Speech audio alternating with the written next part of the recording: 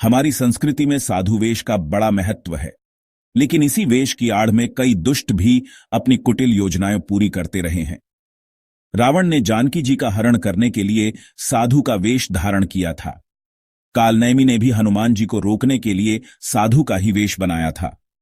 वर्तमान समय में भी ऐसे पाखंडी मौजूद हैं जो पवित्र वेश को कलंकित करते हैं। ऐसे लोग कुछ समय के लिए अपनी धाक जरूर जमा लेते हैं, लेकिन अंततः उनकी असलियत सामने आ जाती है और वे बड़ी दुर्गति को प्राप्त होते हैं। रामानंदाचार्य जी के जीवन प्रसंग में आता है कि कलयुग स्वयं उनका शिष्य बना। उसने आकर कहा, महाराज, मैं कई बड़े बड़े ऋषियों के पास गया, लेकिन सबने मुझे कुपात्र कहकर ठुकरा दिया। अब मैं आपकी शरण में आया हूं, कृपया मुझे मत ठुकराइए। आचार्य चरण ने उसे शिष्य बना लिया और मंत्रों का उपदेश दिया। फिर उसने कहा, मुझे कोई सेवा बताइए। आचार्य जी बोले, वैसे तो मैं अपने शिष्यों से कुछ नहीं लेता, लेकिन जब ऐसा बलवान शिष्य मिला है तो कुछ दक्षिणा तो लेनी ही चाहिए। हां महाराज, बताइए। आचार्य बोले, देखो, तुम साधु पुरुषों को कष्ट मत देना। उसने कहा, महाराज, मुझे आपका आदेश स्वीकार है। जो सीधे साधे साधु हैं उन पर मैं कोई प्रभाव नहीं डालूंगा, लेकिन जो दंभी, कपटी, पाखंडी हैं उन्हें मैं पहले ऊंचा उठाऊंगा, फिर जोर से पटकूंगा। ठीक है, ऐसा ही करना।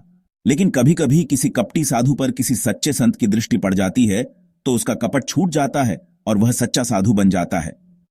मीरा जी के जीवन में भी ऐसा ही एक प्रसंग आता है। एक धूर्त व्यक्ति मीरा जी के सौंदर्य से आकर्षित हो गया।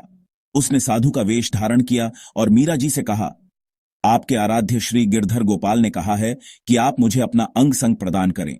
मीरा जी ने उत्तर दिया, गिरधर की दुहाई देने की आवश्यकता नहीं है, आपकी आज्ञा ही पर्याप्त है।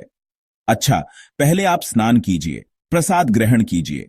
इसके बाद संतों के संकीर्तन के बीच पलंग बिछवा दिया जाएगा और आप जो कह रहे हैं वह कर सकें। आप स्नान कीजिए, प्रसाद पाइए। इसके बाद संतों ने संकीर्तन के बीच ही पलंग बिछवाकर कहा, आपको भगवान ने जो आज्ञा दी है उसका पालन कीजिए। अब तो वह विषयासक्त कुटिल व्यक्ति अत्यंत व्याकुल हो गया।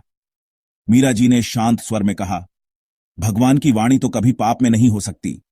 पाप कर्म तो व्यक्ति अकेले में करता है, भगवान की आज्ञा पालन करने में संकोच कैसा। यह सुनते ही सभी साधु उठकर खड़े हो गए। कौन है यह? कहां से आया है? क्या कहा था इसने? इसे मारो, मारो। वह कुटिल व्यक्ति घबरा गया और मीरा जी के चरणों में गिरकर रोने लगा।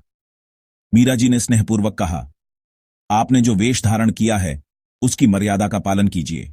किसी के जीवन का पूर्व समय भले ही दुराचारपूर्ण रहा हो, लेकिन यदि वह शरणागत होकर सच्चे मन से भजन का निश्चय करता है तो उसके कल्याण में कोई संदेह नहीं है। ऐसे व्यक्ति को साधु ही मानना चाहिए। विषयी और कुटिल व्यक्ति भी मीरा जी की कृपा से सच्चा भक्त बन गया। प्रियादास जी ने इसका सुंदर वर्णन किया है। एक बार सम्राट अकबर ने तानसेन से पूछा, सब लोग उस श्याम सुंदर पर न्यौछावर हैं, सब उसी पर रीझे रहते हैं, क्या वह भी किसी पर रीझता है? तानसेन ने उत्तर दिया, इस समय श्याम सुंदर मीराबाई पर रीझे हुए हैं। यह सुनकर अकबर के मन में मीरा जी के दर्शन की तीव्र इच्छा जागी। वह तानसेन के साथ वेश बदल कर गया और जब उसने श्री गिरधर गोपाल की छवि और मीरा जी के भक्ति भाव से परिपूर्ण सौंदर्य को देखा तो वह अभिभूत हो गया, निहाल हो उठा। मीरा जी की भक्ति कितनी अद्भुत थी कि तानसेन और अकबर जैसे व्यक्तियों को भी साधु का वेश धारण करा दिया और उनके हृदय में दर्शन की लालसा जगा दी। तानसेन जन्मजात ब्राह्मण थे। उनका मूल नाम तन्ना मिश्र था। वे ग्वालियर के निवासी थे। बचपन से ही उन्हें संगीत का अभ्यास था। वे प्रतिदिन शंकर जी के एक मंदिर में जाकर पूजा करते, पुष्प और दूध चढ़ाते। एक बार वहां भयंकर बाढ़ आ गई, पर तानसेन फिर भी मंदिर पहुंचे। उस दिन गाय का दूध नहीं मिला तो उन्होंने एक बकरी का दूध ही दुहकर भोले बाबा को अर्पित कर दिया। भोले बाबा प्रसन्न हो गए। उन्होंने कहा, वत्स, वृंदावन चले जाओ। यदि स्वामी श्री हरिदास जी की कृपा हुई तो तुम्हें राग रागनियां सिद्ध हो जाएंगी। तानसेन को सचमुच स्वामी हरिदास जी की कृपा प्राप्त हुई, लेकिन बाद में उन्होंने धन के लिए अकबर की सेवा स्वीकार कर ली। इसी कारण ब्राह्मणों ने उन्हें जाति से बहिष्कृत कर दिया। हालांकि वे मुसलमान नहीं बने, परंतु अकबर ने उनका विवाह 2 यवन कन्याओं से करवा दिया। उनसे तानसेन के 2 पुत्र हुए, बड़े मियां और छोटे मियां। अब वह मियां तानसेन कहलाने लगे। संगीत जगत में उन्होंने कई महान रागों की रचना की। मियां की मल्हार, मियां की टोड़ी, बड़े मियां का मल्हार, छोटे मियां का मल्हार आदि रागों का जन्म हुआ।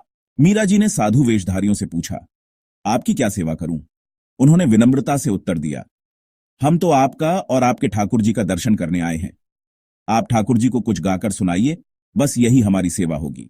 मीरा जी ने उसी क्षण भाव विभोर होकर गाया, बसो मेरे नैनन में नंदलाल। फिर तानसेन ने मीरा जी की अनुमति लेकर भक्ति में लीन होकर गाया, सुमिरन हरि का करो रे जासो, हुए भव पार। तानसेन कहे, निर्मल सदा लहिए, नर देही नहीं बार बार। उदाबाई बार बार आकर देखती रही कि कौन आया, कौन आया। फिर उसने राणा विक्रम को जाकर बताया, इतना सुरीला गायक तो चित्तौड़ में पहले कभी नहीं आया, और जो उसने गाया उसमें तानसेन की छाप भी स्पष्ट थी। राणा ने सोचा, तानसेन गवैया है, उसकी बंदिशें अब और लोग भी गाने लगे हैं, किसी ने गाया होगा। लेकिन बाद में अकबर ने चिट्ठी भेजकर सच्चाई प्रकट कर दी। चित्तौड़ की यह शान रही थी कि अकबर उसमें प्रवेश नहीं कर सकता था, किंतु अब बात यह थी कि अकबर चित्तौड़ आया ही नहीं, अपितु रानीवास मीरा जी के महल तक साधु वेश में पहुंच गया और लौट भी गया। अब तो राणा का क्रोध फूट पड़ा। उसने मीरा जी से कहा, अब तुमने हमारी प्रतिष्ठा सर्वथा समाप्त कर दी है। हमारे जीवित रहते चित्तौड़ में अकबर कैसे आ गया? मीरा जी ने शांति से उत्तर दिया, ठाकुर जी के दर्शन के लिए साधु संतों का आना जाना तो लगा ही रहता है। अब कोई संत वेश में आ जाए तो हमें कैसे पता चले कि वह कौन है? राणा ने कहा, नहीं, हमें तो सुनने में आया है कि तुम्हारे ठाकुर जी को कोई भेंट देकर गया है। मीरा जी ने कहा, हां, यह हार है। कारीगरों ने सूक्ष्मदर्शी से देखा तो प्रत्येक दाने पर अकबर लिखा हुआ था। राणा ने कहा, मैं स्वयं देखना चाहता हूं। लेकिन ठाकुर जी की लीला ही निराली थी। दोबारा देखने पर हर मन के दाने पर गिरधर लिखा हुआ मिला। आज राणा विक्रम तलवार से मीरा जी को काट ही डालने का निश्चय करके आया था, लेकिन जब मनकों पर गिरधर लिखा देखा तो उसके मन में विचार आया, अकबर ने झूठ लिखा है, उसमें इतनी हिम्मत कहां कि चित्तौड़ में प्रवेश कर सके। गिरधर की कृपा से मीरा जी फिर एक बार संकट से मुक्त हो गईं। आए दिन इस प्रकार की घटनाओं से मीरा जी का मन खिन्न हो गया। उन्होंने संत तुलसीदास जी को पत्र लिखा। साधकों को जब कर्म भ्रम या कर्तव्य विमूढ़ता की स्थिति में समाधान नहीं मिल पाता तो उन्हें किसी संत से सम्मति, मार्गदर्शन अवश्य लेनी चाहिए। ऐसे अनेक प्रसंग हमारे शास्त्रों में वर्णित हैं, जहां संतों की वाणी ने जटिल परिस्थितियों में साधकों को दिशा प्रदान की। एक बार हमारे साथ भी कुछ कठिन परिस्थितियां आ गईं। उस समय रामानंद जयंती के अवसर पर पूज्य बक्सर वाले मामाजी नारायण दास जी भक्तमाली वृंदावन आए थे।